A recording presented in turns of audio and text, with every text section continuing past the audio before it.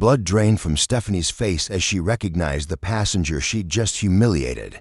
The first-class ticket in his hand matched the name on his employee badge, Darius Washington, CEO. Her career flashed before her eyes. 6 minutes ago, she'd been untouchable. Now, everything was about to change. Before we dive into this shocking story, where are you watching from today? Hit that like button if you've ever witnessed discrimination while traveling, and subscribe to never miss another jaw-dropping story of justice served. Now, let's rewind to see exactly how Stephanie's perfect career imploded in just 6 minutes. Darius Washington had never believed in silver spoons.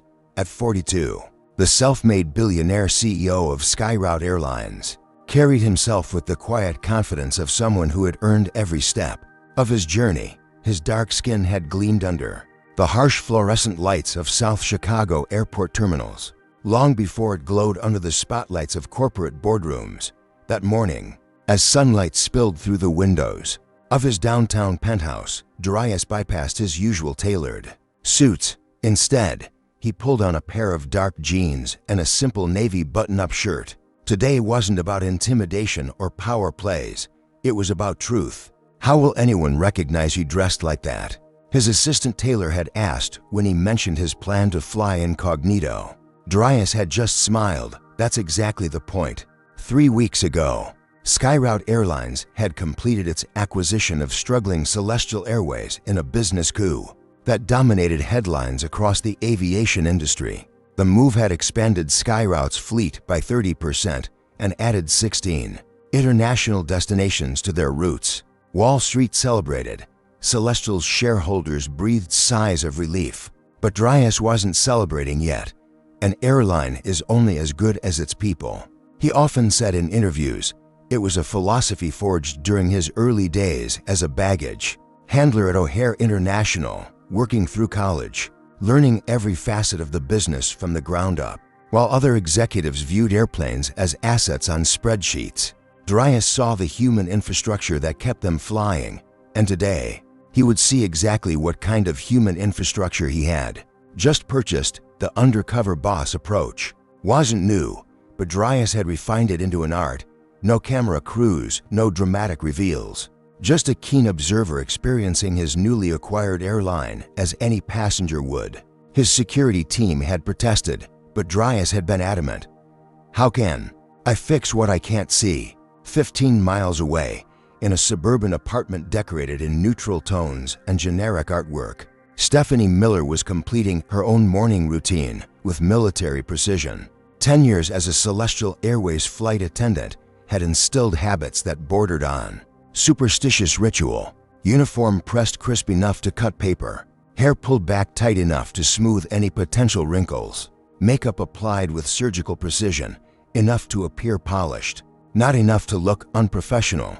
The perfect balance of authority and approachability that had made her one of Celestial's most recognized senior flight attendants. What her immaculate appearance concealed was a carefully calibrated system of biases, developed and refined over a decade of service. Stephanie prided herself on being able to read passengers instantly, first class or economy, frequent flyer or occasional traveler, potential troublemaker or model passenger. These silent calculations happened dozens of times daily, often before a passenger had spoken a single word. Another day managing the skies, she murmured to her reflection, practicing her professional smile, the smile that had charmed the former CEO during a turbulent flight years ago, securing her position as an untouchable fixture at Celestial despite multiple passenger complaints that mysteriously disappeared from her file. The morning news played softly in the background. Something about SkyRoute finalizing the Celestial acquisition. Stephanie barely registered it. Corporate shuffles came and went. She had survived for CEOs and countless restructurings. This would be no different. Time to rule the clouds, she said, grabbing her roller bag and heading for the door. Chicago O'Hare International Airport bustled with its usual controlled chaos. Celestial flight 457 to San Francisco was scheduled for an on-time departure at 10:15 a.m. Gate C-20 gradually filled with passengers, business travelers tapping impatiently on laptops, families corralling excited children, solo travelers lost in podcasts or paperbacks. Stephanie arrived at precisely 8:45 a.m., nodding curtly to the gate agents and her fellow flight attendants. Jordan Chen, a 5-year veteran with Celestial, offered a friendly wave that Stephanie acknowledged with the barest minimum of professional courtesy. She had never warmed to Jordan, finding him too accommodating to difficult passengers, a weakness in Stephanie's carefully constructed worldview. Full flight today, Jordan noted, scrolling through the passenger manifest on his tablet. 12 in first class, all boarded except seat 2A. Stephanie glanced at the information. Washington, Darius, probably running late. These business types always think they're special. What she didn't notice was Jordan's slight frown at her tone, or the way his eyes lingered on the name a moment too long. At the opposite end of the terminal, Darius Washington walked unhurriedly toward gate C22. Observing everything, he noted the worn carpeting near the gates, the slightly outdated signage, the Celestial staff who seemed efficient but rarely smiled. All data points for the comprehensive evaluation. Forming in his mind, the boarding area was thinning out as he approached. Perfect timing, late enough to observe most of the boarding process, early enough to avoid delaying departure. Through the large windows, he could see the Celestial Airways Airbus A320, its once distinctive silver and blue livery soon to be replaced with Skyroute's red and gold. By the jetway entrance, a flight attendant with impeccably styled blonde hair and perfect posture was checking boarding passes with mechanical efficiency. Stephanie Miller, according to her name badge. Darius made a mental note as he approached. His first-class boarding pass ready. The first-class line was empty now. All other premium passengers already aboard. As Darius stepped forward, he caught a subtle shift in Stephanie's expression, a slight narrowing of the eyes, a barely perceptible tightening of her professionally fixed smile. It was an expression Darius Washington had seen countless times before. "Excuse me, sir." Stephanie's voice carried a sharp edge beneath its honeyed surface. "Economy boarding hasn't started yet. This line is for first-class passengers only." Darius extended his boarding pass without comment, his expression neutral. The document clearly displayed his first-class seat assignment, 2A. Stephanie barely glanced at it. Before responding, "There must be some mistake. This is the first-class line." Her voice rose slightly, ensuring nearby passengers could hear. "Economy boarding will begin in approximately 15 minutes. There's no mistake." Darius replied evenly, "I have a first-class ticket, seat 2A." Several nearby passengers looked up from their phones. Sensing the brewing confrontation, Stephanie's smile remained fixed as she finally looked at the boarding pass, her eyes narrowing as she studied it with exaggerated scrutiny. "This is unusual," she said, her tone suggesting she'd discovered a counterfeit rather than a valid ticket. "How did you come to have this seat assignment?" "I purchased it," Darius said simply. Like everyone else, a muscle twitched in Stephanie's jaw. "May I see some identification?" "Please." Darius produced his driver's license, maintaining the calm demeanor that had served him through countless boardroom battles. He was keenly aware of the growing audience, the gate agent looking up from her computer, the family in the economy line watching with uncomfortable expressions, the businessman who had stopped his phone conversation to observe. Stephanie held the license and boarding pass side by side, examining them as if searching for discrepancies. Finding none, she shifted tactics. "Are you certain you're at the right gate?" "Mr. Washington." Her emphasis on his name carried a subtle implication that it might not actually belong to him. "I'm certain," Darius replied. Stephanie's smile tightened further. "It's just that we have a very specific manifest, and sometimes the system makes mistakes with seat assignments. I wouldn't want you to board incorrectly and then have to be reseated. It can be quite embarrassing." The threat was thinly veiled. Comply now or face public humiliation later. It was a tactic Darius had seen deployed against people who looked like him countless times. "The system hasn't made a mistake," he stated firmly. "I have a valid first-class ticket for this flight." Stephanie's expression hardened. She turned to a nearby security officer who had been observing the exchange. "Officer Reynolds, could you assist us, please? We seem to have a boarding discrepancy." The security officer approached, his expression professionally neutral, but his eyes conveying discomfort with the situation. What seems to be the problem? This gentleman is attempting to board in first class, but there appears to be some confusion with his documentation. Stephanie explained, her tone suggesting she was protecting the airline rather than harassing a passenger. Officer Reynolds reviewed the boarding pass and ID. "Everything looks in order to me, ma'am. Mr. Washington has a valid first-class ticket." Stephanie's composure slipped momentarily. "I understand that, but given the unusual circumstances, I believe we should verify with the gate manager." "What unusual circumstances?" Darius asked calmly, though he knew exactly what she meant. The question hung in the air. Officer Reynolds shifted uncomfortably, clearly unwilling to participate in what he was recognizing as discrimination. Several passengers had now openly abandoned any pretense of not watching, some with phones discreetly raised. Stephanie lowered her voice, leaning closer to Darius. "Sir, I'm simply trying to ensure everyone is where they belong. If you'd be more comfortable waiting in the economy line until we sort this out." "I belong in first class," Darius interrupted, his voice still measured but firm. "Where I would have been seated 5 minutes ago if my ticket had been in someone else's hand." The statement landed with precision. A few passengers nodded in agreement. Officer Reynolds took a small step back, silently removing himself from Stephanie's side of the confrontation. Recognizing her eroding position, Stephanie changed tactics again. "Anthony," she called to the gate manager who was reviewing paperwork nearby. "Could you address this boarding issue, please? I need to begin preparation for departure." Anthony Scott, Celestial's gate manager for 10 years, approached with a professional smile that froze the instant he saw Darius Washington standing there. The clipboard in his hand nearly slipped from his fingers. "Is there a problem with my boarding pass?" Darius asked, maintaining his role as a passenger rather than revealing his position. Anthony's eyes darted from Darius to Stephanie and back again. "No, sir, Mr. Washington. There's absolutely no problem. Please, allow me to personally escort you aboard." Stephanie's expression shifted from righteous confidence to confusion. "Anthony, I was just explaining to this gentleman that Ms. Miller," Anthony cut in, his voice tight with controlled panic. "Mr. Washington's documentation is perfectly in order. He should be boarded immediately." Darius observed the interaction silently, his phone recording in his pocket.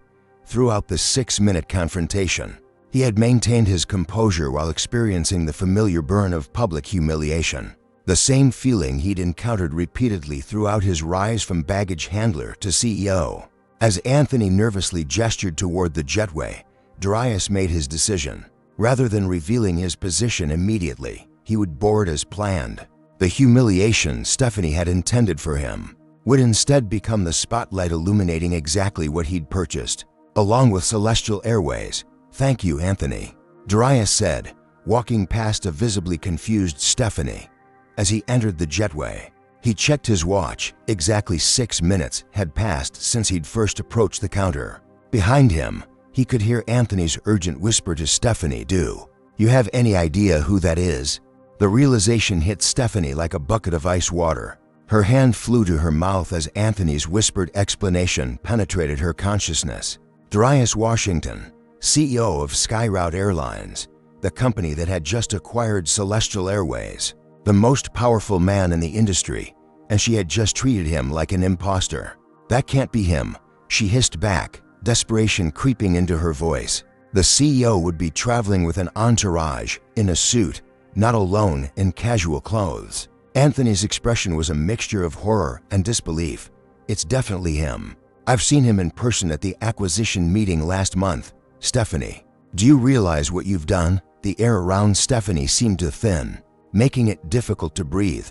Her mind raced through the interaction, replaying each dismissive comment, each condescending look, each moment of unwarranted suspicion she had directed at one of the most influential executives in the aviation industry. "He was testing us," Anthony muttered, running a hand over his face. "It's a technique he's known for, experiencing his airlines as a regular passenger."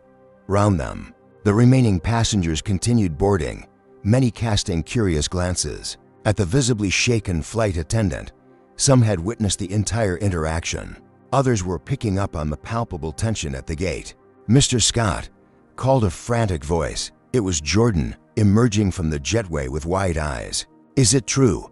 Was that really Darius Washington?" Anthony nodded grimly, in the flesh. "The captain needs to know immediately," Jordan said. "And the crew, they're still treating him like a regular passenger." As Jordan hurried back onto the plane, Anthony turned to Stephanie, his voice low and urgent. 6 minutes. It took 6 minutes from when he approached the counter for the situation to completely derail your career, possibly mine, who knows how many others. Stephanie's professional mask had completely crumbled. "I need to apologize. I can explain that I was just being thorough, following security protocols. Don't." Anthony cut her off. "Just don't make it worse. Board the plane, do your job, and pray he's as understanding as his reputation suggests." With leaden feet, Stephanie made her way down the jetway, her mind still struggling to process the magnitude of her mistake. In her 10 years at Celestial, she had developed a sense of invulnerability. Her connections with the former CEO had shielded her from consequences despite numerous incidents similar to this one. But those connections meant nothing now. In 6 minutes, everything had changed. Have you ever misjudged someone and immediately regretted it? Comment number 1 if you've ever had that stomach-dropping moment when you realized you made a terrible mistake about someone. Like this video if you believe everyone deserves to be treated with respect, regardless of how they're dressed. Subscribe to see more stories of instant karma. Now, what do you think will happen when Stephanie steps onto that plane? Will she try to make amends, or will she make the situation even worse? As Stephanie entered the aircraft, the atmosphere had noticeably shifted. Her fellow crew members moved with heightened alertness, exchanging meaningful glances and hushed whispers. News was spreading through the cabin crew like wildfire. "Is it true?" whispered Lisa, another flight attendant, as Stephanie passed through the galley. "The new CEO is on board, into A." Stephanie couldn't bring herself to respond. Through the curtain separating first class from the galley, she could see Darius Washington sitting calmly in his seat, reviewing documents on a tablet. He looked perfectly at ease, as if the confrontation at the gate had never happened. Yet Stephanie knew better. Men like him didn't achieve such success by forgetting or forgiving such treatment. In the cockpit, Captain Reynolds was receiving the news with a grim expression. "Washington is on board, today of all days." He shook his head, thinking of the memo all Celestial employees had received just yesterday about sky routes, commitment to excellence, and warning that evaluation of all staff would begin immediately. And Stephanie gave him trouble at boarding. The first officer added quietly, "It's all over the terminal already." Someone posted a video. Back in first class, passengers were settling in, many sneaking glances at Darius. Some recognized him now that they were looking more closely. The billionaire CEO had been featured in numerous business magazines and news segments, particularly since the high-profile acquisition of Celestial Airways. A senior business traveler across the aisle leaned toward Darius. "Mr. Washington, James Thornton, Princeton Capital." That was quite a scene at the gate. "Happens to me sometimes too, though I suspect for different reasons." He gestured to his own aging face with a knowing look. Darius offered a measured smile. "Mr. Thornton, the investment world's loss was clearly aviation's gain. I've followed your career with interest." The recognition of a fellow industry leader momentarily caught the attention of nearby passengers and crew. The whispers intensified. Any lingering doubts about the passenger's identity vanished. In the main cabin, Jordan was frantically briefing the rest of the crew. "It's definitely him. The Darius Washington and Stephanie." He lowered his voice. Stephanie treated him like he was trying to sneak into first class. "Oh God," groaned another attendant, "after what happened with the Thompson family last month. She's done." Jordan's expression was somber. "We all might be. Remember the memo? Evaluation of all staff will begin immediately. This isn't a coincidence." As the final preparations for departure continued, Stephanie remained in the galley, her hands shaking as she arranged the first-class meal trays. In just 6 minutes, her entire career had been placed on a knife's edge. 10 years of building connections and carefully navigating corporate politics, undone by one interaction. The realization was sinking in like a stone. This wasn't just about her job. This was about who she was, the assumptions she made, the way she treated people based on appearance alone. For the first time, those assumptions might actually cost her something. A notification chimed on several crew members' phones simultaneously. A social media alert about Celestial Airways. Someone had already uploaded a video of the gate incident. It was spreading rapidly, with comments flooding and condemning the treatment Darius had received. Anthony's words echoed in Stephanie's mind. 6 minutes. It took 6 minutes for the situation to completely derail. The clock was ticking, and Stephanie knew her time was running out. The first-class cabin hummed with an undercurrent of tension that belied its luxurious surroundings. Darius Washington sat in seat 2A, seemingly absorbed in his tablet, yet acutely aware of everything happening around him. His trained eye caught every nervous glance from the cabin crew, every whispered exchange, every forced smile directed his way. Stephanie had managed to avoid direct interaction thus far, sending other attendants to offer Darius pre-flight beverages and amenities. Her avoidance tactic might have worked if not for the flight's staffing assignment. She was the designated first-class attendant for this journey. Service with a smile. Jordan whispered to her as they prepared drinks in the galley. He hasn't said anything yet. Maybe he's willing to overlook it. Stephanie's hands trembled slightly as she arranged crystal glasses on a silver tray. 10 years at Celestial. Perfect record. I can't lose everything over one misunderstanding. Jordan's expression remained diplomatic, though his thoughts were less charitable. Her perfect record existed only because complaints against her had mysteriously disappeared, something many crew members suspected but none could prove. Just be professional, he advised, and maybe exceptionally apologetic. Taking a deep breath, Stephanie pushed through the curtain with her service cart. Her practiced smile felt brittle as she approached Darius's seat first. Good morning, Mr. Washington. May I offer you something to drink before takeoff? Her voice strained for its usual confident tone. Darius looked up from his tablet, his expression unreadable. Sparkling water. Thank you. No mention of the gate incident. No immediate termination. A small flicker of hope ignited in Stephanie's chest as she poured his drink with exaggerated care. Is this your first time flying Celestial Airways, sir? She asked, attempting normal conversation.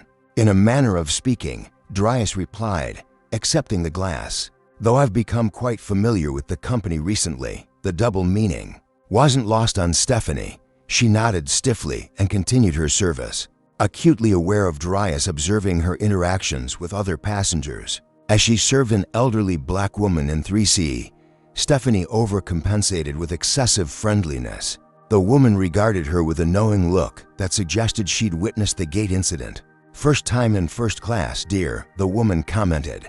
My children upgraded me as a birthday surprise.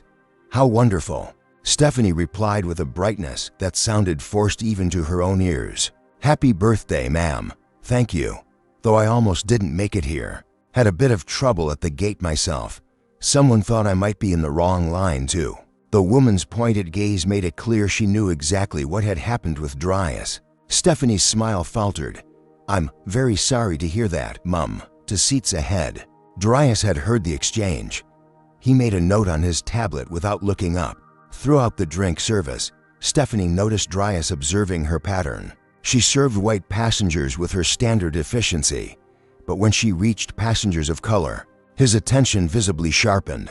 Under his scrutiny, she became painfully aware of subtle differences in her own behavior. The slightly shorter interactions, the less personalized service, the assumption that non-white passengers needed guidance with the seat functions rather than being asked if they required assistance. These were patterns she had never consciously acknowledged to herself, yet they were clearly visible to someone looking for them. James Thornton, the business executive from Princeton Capital, leaned toward Darius again once Stephanie had moved further down the cabin. Quite the performance, he murmured. You know, I fly this route twice monthly. That attendant has a reputation, does she? Darius responded, his interest genuine. Thornton nodded. My colleague Nathan Wong refuses to fly Celestial because of an incident with her last year, said he'd never been so humiliated. And he's flown over to Million Miles. And the airline's response? That's just it. According to Nathan, his formal complaint vanished into thin air. Called customer service 3 times, each time being told it was under review. Eventually, he gave up and took his business elsewhere. Darius nodded thoughtfully. A shame when one person can damage an entire company's reputation. Exactly. Thornton agreed, though perhaps things will improve under new management. The knowing look he gave Darius made it clear he understood exactly who he was speaking with. As the plane reached cruising altitude, Darius opened his tablet to a private folder labeled Celestial Integration. Within it, he navigated to employee records that SkyRoute's transition team had flagged for review. Stephanie Miller's file was prominently marked. The official record showed a 10-year veteran with commendations and no formal complaints. But the transition team had discovered a shadow system, a secondary database where certain complaints were redirected and essentially buried within this hidden repository. Stephanie Miller's name appeared 17 times in the past 3 years alone. The complaints followed a pattern: passengers of color reporting dismissive treatment, seating errors that moved them from premium cabins, excessive scrutiny of their tickets and identification, and a consistent tone of suspicion regarding their presence in first or business class. What was equally concerning were notes attached to several complaints indicating executive intervention evidence that the previous administration had deliberately protected Stephanie despite a clear pattern of problematic behavior. In seat 4B, a young black woman was attempting to store her designer handbag when Stephanie approached. "I'll need to check that, ma'am," Stephanie stated. "It's oversized for the cabin." "But it fits under the seat," the woman protested, demonstrating, "and that gentleman's briefcase is larger." She nodded toward a white male passenger whose large leather attaché case had received no comment. Darius watched as Stephanie insisted until Jordan intervened, quietly confirming the bag was within size regulations. The young woman's expression of resigned familiarity with such treatment spoke volumes. Turbulence struck suddenly, causing the plane to lurch. The fastened seatbelt sign illuminated with a chime. Stephanie, caught in the aisle, grabbed the nearest seat for support, which happened to be Darius's. Their eyes met for a brief moment, hers wide with fear that had nothing to do with the turbulence, his steady and evaluative. In that moment of unintentional connection, Stephanie saw something that frightened her more than losing her job: recognition. Darius Washington recognized exactly who she was and what she represented. As the turbulence subsided, Stephanie retreated to the galley, her composed facade crumbling. The 6 minutes at the gate now felt like a lifetime ago, the beginning of an inevitable end that was drawing closer with each passing moment. As the plane leveled out, Darius closed his eyes briefly, the encounter with Stephanie triggering memories he typically kept carefully compartmentalized. 20 years of corporate success hadn't erased the sting of countless similar interactions. He remembered his first week as a baggage handler at O'Hare, age 19, being stopped by security 3 times while walking to his assigned terminal. His supervisor had finally issued him an oversized ID badge to wear visibly at all times. To avoid confusion, he remembered his first business trip as a junior executive, upgraded to first class for working through the weekend. The flight attendant, who had loudly asked if he was sure he was in the right seat, checking his ticket 3 times while white passengers boarded without scrutiny. He remembered the board meeting 5 years ago, arriving early to prepare the conference room. The new receptionist who had assumed he was part of the cleaning staff, directing him to the service elevator. The frozen looks on the board members' faces when he later walked in and took his seat at the head of the table. Each incident had shaped him, hardened his resolve, informed his management philosophy. SkyRoute Airlines had the most diverse executive team in the industry and the strictest anti-discrimination policies, not because it was trendy or politically correct, but because Darius Washington understood firsthand the cost of allowing bias to flourish unchecked. On his tablet, he opened a document titled SkyRoute Workplace Culture Covenant. The first line read, "Every employee, customer, and partner deserves to be judged solely on the content of their character and the quality of their work. Below it, in bold, zero tolerance for discrimination in any form, no exceptions, no second chances. Darius had personally terminated 3 executives and numerous staff who violated this principle. The message was clear throughout SkyRoute: performance mattered, background didn't, and treating anyone as less than meant immediate dismissal. His thoughts were interrupted by a notification. The corporate communications team had forwarded a social media alert. The video of his confrontation with Stephanie was gaining traction online. The comments were overwhelmingly supportive of Darius and critical of Celestial Airways. As he scrolled through the responses, another message appeared from his chief of staff. Previous incidents involving S. Miller attached. Legal has concerns about pattern of behavior. The attached file contained documentation of complaints similar to what he'd already reviewed, but with additional context from interviews with other Celestial staff. Meanwhile, in the galley, Stephanie was having her own reckoning with the past. Each interaction with Darius brought back memories of passengers she'd dismissed, complaints she'd laughed off, colleagues she'd undermined. She particularly remembered Thomas Jenkins, a black flight attendant who had reported her for creating a hostile work environment 2 years ago. She had leveraged her relationship with the former CEO to have Jenkins transferred, then later terminated for performance issues. Now, for the first time, she wondered if her actions had been driven not by professional concerns, but by something far more insidious within herself. Jordan entered the galley, breaking her reverie. "You need to pull it together," he whispered urgently. "Everyone can see you're falling apart." "What would you do?" Stephanie hissed back. "He's going to fire me. We both know it." Jordan's expression hardened slightly. "Maybe it's deserved, Stephanie. That man into A. He built his entire career on merit, started at the bottom, worked harder than everyone else, earned every promotion, and you treated him like he didn't belong because of what?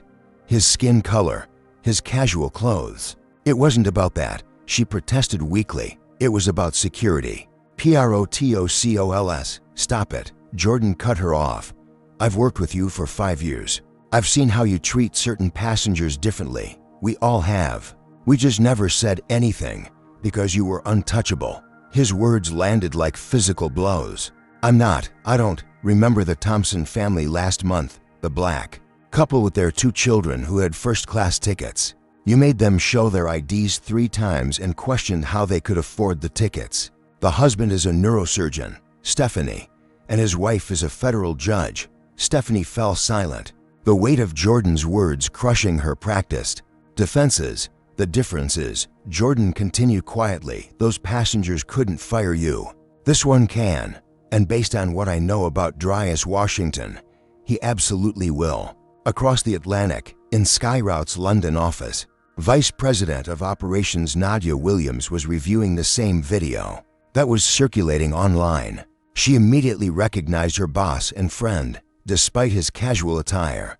Her finger hovered over the dial button, knowing Darius would have his phone in airplane mode. Instead, she sent a text he would receive upon landing. "Saw the video. Classic DW move.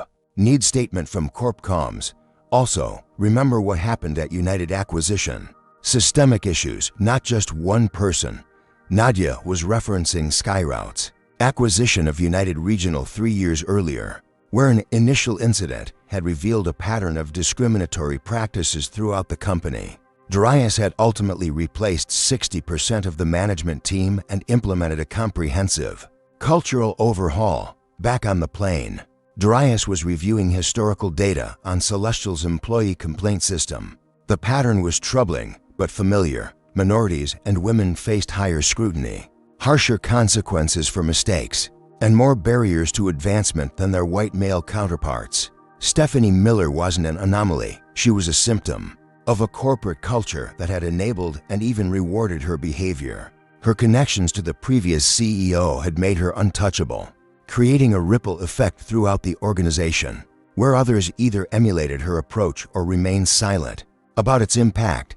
The stark contrast between SkyRoute's inclusive culture and Celestial's problematic one was precisely Why Darius had instituted the undercover evaluation program. Spreadsheets and HR reports could identify financial inefficiencies, but only direct experience could reveal the human cost of a toxic workplace culture. As the beverage service concluded, Darius saved his notes and closed his tablet. The real-world test of Celestial's service had yielded more actionable data than weeks of formal evaluation might have. The 6-minute confrontation at the gate had illuminated years of systemic issues that would need to be addressed. For Stephanie Miller, the clock was ticking toward an inevitable reckoning. But for Darius Washington, this was about much more than one flight attendant. It was about transforming an entire organization and ensuring that no passenger would ever be made to feel they didn't belong simply because of how they looked. Midway through the flight, the unavoidable moment arrived. Stephanie could no longer delegate her responsibilities in first class without drawing attention to her avoidance of Darius. With lunch service beginning, she squared her shoulders and pushed her cart forward, the practiced smile feeling like a grimace on her face. Our lunch options today are herb-crusted chicken or vegetarian pasta, she announced to the first-class cabin, her voice betraying only the slightest tremor. Both are served with a seasonal salad and freshly baked rolls. As she worked her way through the cabin, Stephanie made a conscious effort to provide consistent service to each passenger, hyper-aware of Darius watching her every move. When she finally reached his seat, she forced herself to meet his eyes. "Mr. Washington, what can I offer you for lunch today?" "The chicken, please," he replied evenly. Then, as she placed his tray, he added, "Ms. Miller, I'd like to ask you a few questions about Celestial's customer service policies. When you have a moment." The request, delivered in a professional tone that offered no hint of his intentions, sent a chill through Stephanie. "Of course, sir." Right after I complete the service, nearby passengers exchanged glances, many now aware of who Darius was and what had transpired at the gate. The cabin buzzed with anticipation of the coming confrontation. Stephanie completed the meal service with mechanical efficiency, her mind racing through potential excuses and explanations. Nothing seemed adequate in the face of what she had done. When she returned to check on Darius, he gestured to the empty seat beside him. "Please, join me for a moment." It wasn't a request. Stephanie sat stiffly, hands folded in her lap to hide their trembling. "How long have you been with Celestial, Ms. Miller?" Darius asked, his tone conversational. 10 years, sir. And in that time, what would you say is the company's approach to passenger concerns?" Stephanie hesitated, sensing the trap. "We take all passenger feedback seriously and strive for excellence in customer service." "Interesting." Darius tapped his tablet screen. "Because I've been reviewing some data that suggests otherwise, specifically regarding certain types of passengers, sir." "About what happened at the gate?" Stephanie began, abandoning pretense. "I was simply following security protocols. It had nothing to do with, I didn't know who you were, and that's precisely the point, isn't it?" Darius interrupted, his voice still calm but now carrying an edge of steel. "You didn't know who I was, so you made assumptions based on what you could see. My appearance, my skin color." "No, sir, that's not." "Ms. Miller," he cut her off. "Again, please don't insult my intelligence by denying what we both know happened. The more interesting question is whether this was an isolated incident or part of a pattern." He turned his tablet toward her, showing a spreadsheet of passenger complaints with her name highlighted repeatedly. Stephanie's blood ran cold. These were supposed to be confidential. She whispered, "They were buried." Darius corrected, "Not the same thing." "Did you think those complaints simply disappeared?" Before she could respond, the plane hit another patch of turbulence. The sudden motion sent Stephanie lurching forward, grabbing Darius's armrest for support. For a brief moment, their eyes met at close range, her fear palpable, his resolve unwavering. As the turbulence subsided and Stephanie regained her composure, a message notification appeared on Darius's tablet from company headquarters. Additional information on S. Miller's situation. Multiple incidents with minority staff members as well as passengers. HR director requesting urgent call upon landing. Stephanie caught a glimpse of the message before Darius turned the screen away. Her last Hope of surviving this encounter evaporated. It seems your reputation extends beyond passenger interactions, Darius commented. Tell me, Ms. Miller, are you familiar with SkyRoute's workplace policies? I've heard they're quite progressive, she managed. They're quite simple, actually. We judge people solely on the quality of their work and the content of their character. Nothing else matters, not race, not gender, not who they know or where they come from. He paused, letting the words sink in, and we have zero tolerance for those who operate differently. The implicit threat hung in the air between them, in the galley. Jordan was engaged in a hushed conversation with Lisa and another flight attendant, Kevin. She's done for, Kevin whispered.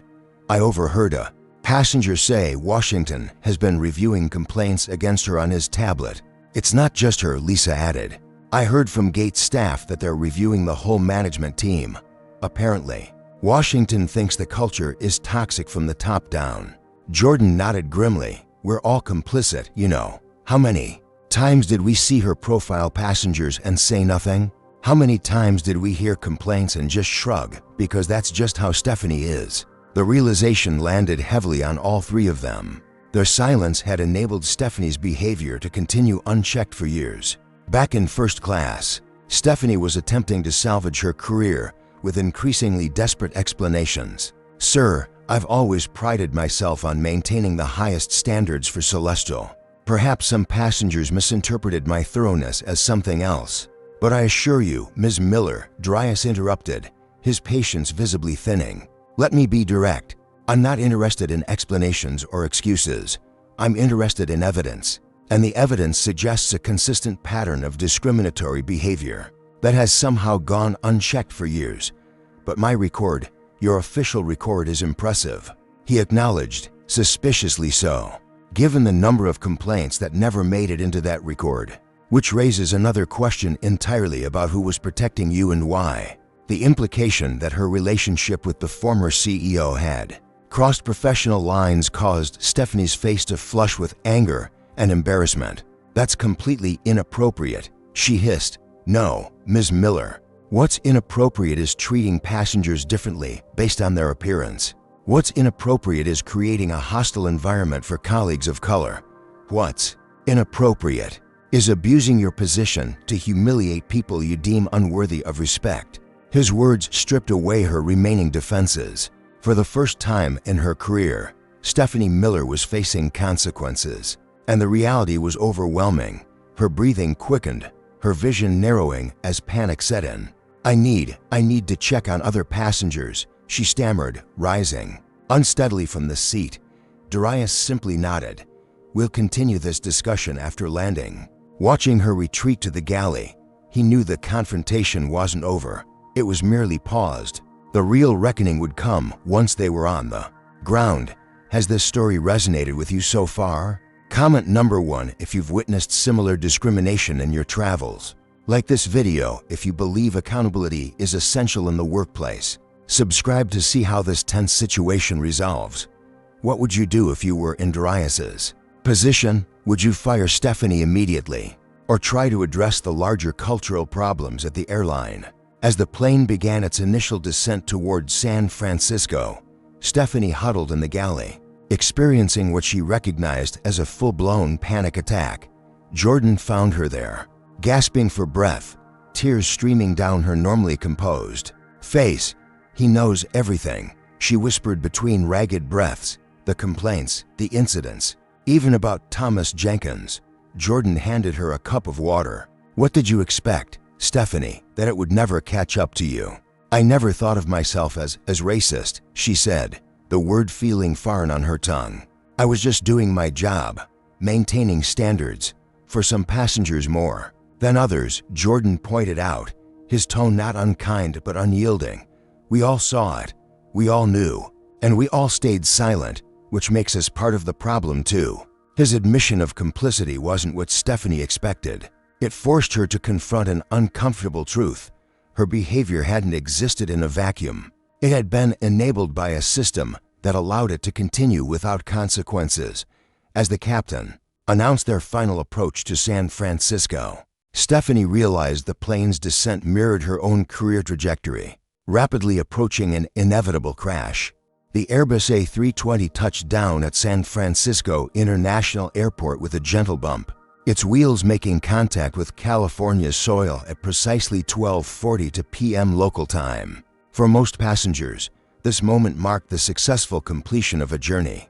For Stephanie Miller, it felt like the beginning of the end. The instant the wheels touched the runway, Darius Washington's phone connected to the network, lighting up with notifications, messages from the executive team, updates from corporate security, media inquiries about the video that had now gone viral across multiple platforms. He responded to the most urgent message from his chief of staff, meeting in SFO Executive Lounge.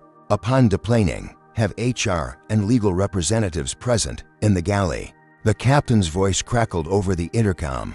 Cabin crew, prepare for arrival. Also, all Celestial staff are required to remain on board for a brief meeting after passengers have deployed. Ned, the announcement sent a wave of murmurs through the crew. Such instructions were highly unusual and confirmed what many already suspected. The confrontation between Stephanie and Darius was about to reach its climax. "What should I do?" Stephanie whispered to Jordan, panic evident in her voice. "Face it." He replied simply, "Whatever happens now, hiding will only make it worse." As the plane taxied to the gate, Stephanie moved through the cabin on autopilot, instructing passengers to remain seated until the seatbelt sign was turned off. When she reached Darius's row, she avoided eye contact, but she could feel his evaluative gaze following her movements. The plane reached the gate, the seatbelt sign dinged off, and passengers began the familiar ritual of gathering belongings and forming the impatient queue in the aisle. Unlike typical flights where crew would stand by the exit wishing passengers a pleasant day, the captain had instructed all staff to remain at their stations. Darius remained seated, allowing other passengers to exit first. His strategic timing was deliberate, building anticipation, while making important calls to finalize what would happen next. James Thornton, the business executive who had been seated nearby, paused at Darius's row. "Whatever you decide to do about that situation," he said quietly, "know that many of us who fly frequently would appreciate a more equitable experience." Darius nodded acknowledgement. "Changes are coming, Mr. Thornton. Today is just the beginning." As the last passengers filed out, a tense silence fell over the cabin. The flight crew exchanged nervous glances. Stephanie stood rigid in the galley, her knuckles white as she gripped a handhold for support. Through the windows, Stephanie could see what the other crew members had already noticed: Celestial and Skyroute executives gathered at the gate, along with airport security personnel. There would be no quiet resolution to this incident. Darius finally rose from his seat, straightening his simple button-up shirt. Without his business suit and entourage, he might not have looked like a typical CEO, but his authoritative presence was unmistakable as he moved toward the front of the aircraft. "Thank you all for your service today," he addressed the crew collectively. "I'd like the entire team to proceed to the executive lounge for a debriefing. Airport security will escort us to avoid any media interaction." His eyes met Stephanie's. Briefly, "Ms. Miller, you'll be joining us as well." It wasn't a request. Stephanie nodded numbly. Understanding escape was impossible. The 6 minutes at the gate had set in motion events that could not be reversed or avoided. As they deplaned, Stephanie noticed several passengers waiting near the gate, phones raised to capture the aftermath. The video of her confrontation with Darius had clearly identified her to the public, and now they were hungry for the conclusion to the drama. Security personnel formed a protective corridor, guiding the Celestial crew and Darius through the terminal toward the private lounges. Stephanie felt like a prisoner being escorted to trial, the curious stares of travelers burning into her back as they passed. The airport's executive lounge had been hastily converted into an impromptu meeting room. As the doors opened, Stephanie saw approximately 20 people already gathered: Skyroute executives, Celestial management, legal representatives, and HR directors from both companies. Anthony, the gate manager who had first recognized Darius, was already seated at the table, his face ashen. Other Celestial managers looked equally concerned, their futures suddenly as uncertain as Stephanie's. As security ushered the flight crew into the room. Stephanie realized with growing horror that this wasn't just about her confrontation with Darius. This was about to become a very public example of the new management's approach to discrimination within the company. The 6 minutes at the gate had merely been the catalyst for what was clearly a much larger reckoning. The executive lounge fell silent as Darius Washington entered. Despite his casual attire, his commanding presence was undeniable. He moved to the head of the conference table with the natural authority of someone accustomed to leadership. "Thank you all for assembling on such short notice," he began, his voice measured and authoritative. "For those who don't know me, I'm Darius Washington, CEO of Skyroute Airlines, and, as of 3 weeks ago, the chief executive of Celestial Airways." No one spoke. The tension in the room was palpable as Celestial staff exchanged nervous glances. "Today, I experienced Celestial's service firsthand, as I do with all Skyroute acquisitions," Darius continued. "My experience was illuminating." With a nod to his assistant, a large screen at the end of the room activated, displaying the video of Stephanie confronting Darius at the gate. The footage, captured by another passenger, showed the entire 6-minute interaction in painful clarity. Stephanie's dismissive tone, her unfounded suspicion, her attempt to have security remove a valid first-class passenger based on nothing more than appearance. Stephanie's face burned with shame as her colleagues watched. The video evidence was damning, capturing nuances of her behavior that even she hadn't fully recognized in the moment. When the video ended, Darius remained silent for several seconds, allowing its impact to resonate throughout the room. "Ms. Miller," he finally said, turning to Stephanie, "would you care to explain your actions?" All eyes turned to Stephanie. Her prepared excuses suddenly felt hollow in the face of such clear evidence. "I was following security protocols," she began weakly. "With so many concerns about ticket fraud and passenger safety, I was simply being thorough in my verification process." Darius raised an eyebrow. "Interesting. Let's look at some additional context." The screen changed to display a compilation of security footage from previous Celestial flights, showing Stephanie interacting with various passengers. The pattern was undeniable. White passengers in premium cabins received cursory ticket checks and friendly greetings, while passengers of color faced extended scrutiny, additional ID verification, and often thinly veiled suggestions that they might be in the wrong section. "This isn't about one incident," Darius stated flatly. "This is about a pattern of behavior that has apparently been tolerated at Celestial Airways." He turned to Anthony, the gate manager. "Mr. Scott, were you aware of Ms. Miller's approach to passenger verification?" Anthony shifted uncomfortably. "I had received some comments from passengers over the years." "Comments," Darius repeated. "And what actions were taken in response to these comments?" "They were documented and forwarded to management as per protocol," Anthony replied, his voice strained. "Yet Ms. Miller's official record shows no such complaints," Darius noted. Turning to the Celestial HR director, "Ms. Benson, perhaps you can explain this discrepancy?" Patricia Benson, Celestial's longtime HR director, cleared her throat nervously. "Certain complaints were handled at the executive level due to Ms. Miller's status within the company." "Her status," Darius repeated, letting the implication hang in the air. "And who made the determination about which complaints deserved formal documentation?" Patricia's eyes flicked briefly toward the former CEO's empty chair. "That decision came from executive management." As the questioning continued, the systemic nature of the problem became increasingly clear. Stephanie's behavior hadn't existed in isolation. It had been protected and enabled by a corporate culture that valued connections over conduct, that buried complaints rather than addressing them. "Since the announcement of our acquisition," Darius continued, "Skyroute's transition team has been reviewing Celestial's internal systems. What they discovered was troubling, to say the least." The screen displayed a flowchart showing how passenger complaints were processed, or rather, how certain complaints were diverted into a secondary system where they essentially disappeared. "From official records, this isn't just about one flight attendant," Darius stated. "This is about a system designed to protect certain employees, while ignoring the legitimate concerns of customers and staff." As if on cue, the door opened. and a man Stephanie hadn't seen in 2 years entered, Thomas Jenkins, the flight attendant she had helped terminate after he reported her discriminatory behavior. Mr. Jenkins has provided a detailed account of the hostile work environment he experienced at Celestial, Darius explained, along with documentation of how his complaints were not only dismissed, but ultimately used against him to justify his termination.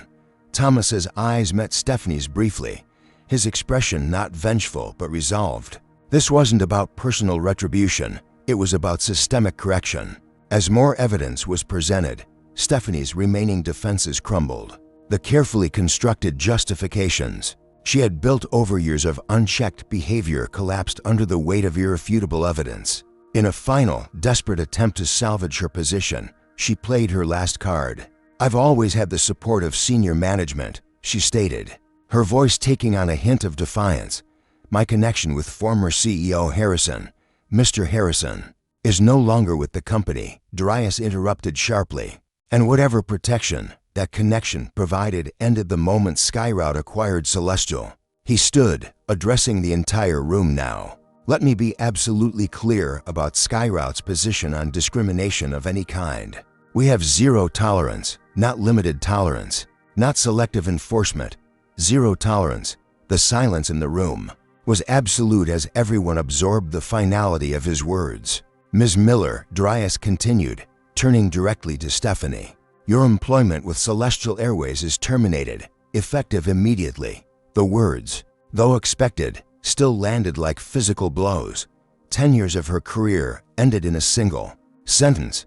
"But this isn't just about one employee," Darius added, his gaze sweeping across the Celestial executives present.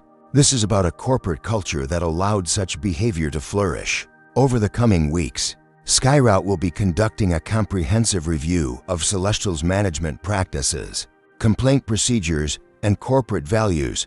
The implication was clear. Stephanie was merely the first casualty in what would be a broader organizational transformation. "Security will escort you to collect your personal belongings," Darius informed Stephanie. "Your company credentials and access have already been deactivated." As security personnel approached, Stephanie felt the weight of 24 pairs of eyes on her. The shame of such a public dismissal was overwhelming, but even in that moment, she recognized the justice in it. For years, she had humiliated passengers in equally public ways, secure in the knowledge that her connections protected her from consequences. Those days were over. As Stephanie was escorted from the room, her badge and credentials confiscated, she caught a final glimpse of Darius Washington addressing the remaining staff. The message was unmistakable. A new era had begun at Celestial Airways, and there would be no place for the discriminatory practices of the past.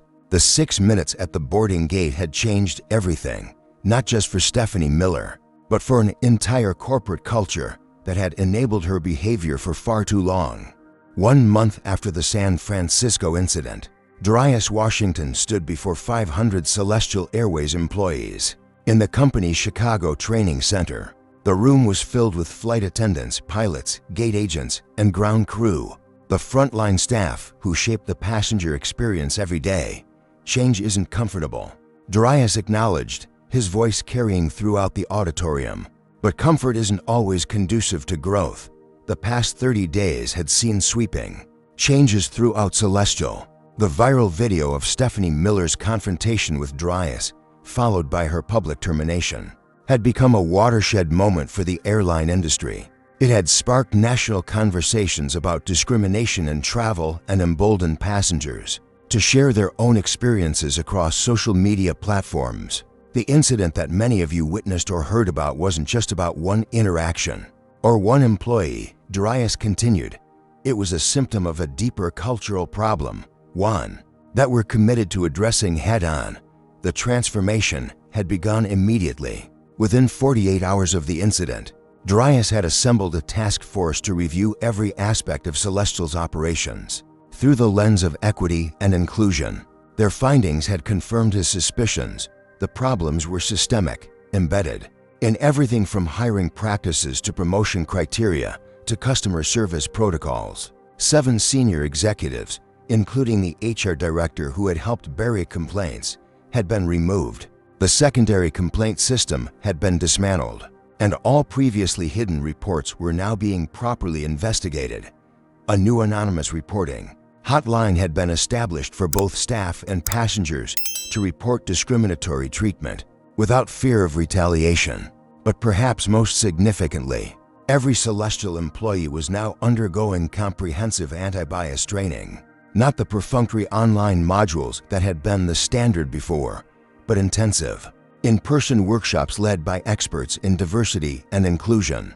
This training isn't about making anyone feel guilty, Darius explained to the assembled staff. It's about recognizing that we all have biases, often unconscious ones, that influence our interactions. The difference is in whether we acknowledge these biases and work to overcome them, or whether we allow them to dictate our behavior unchecked. In the audience, Jordan Chen listened attentively. The past month had been challenging, but transformative for him as well. The realization of his own complicity in enabling Stephanie's behavior had forced him to examine his choices and commit to speaking up against injustice moving forward. Following the training session, Darius met privately with a group of Celestial employees who had previously reported discrimination but had their complaints dismissed. Among them was Thomas Jenkins, now reinstated with back pay and a formal apology from the company. "Your voice matters," Darius told the group, "and I want to personally apologize that it wasn't heard before. That changes today, 3 months after the incident." Stephanie Miller's attempted lawsuit against Celestial for wrongful termination collapsed before it even reached court. Her lawyers quietly withdrew the case after SkyRoute's legal team presented the overwhelming evidence of her pattern of discriminatory behavior.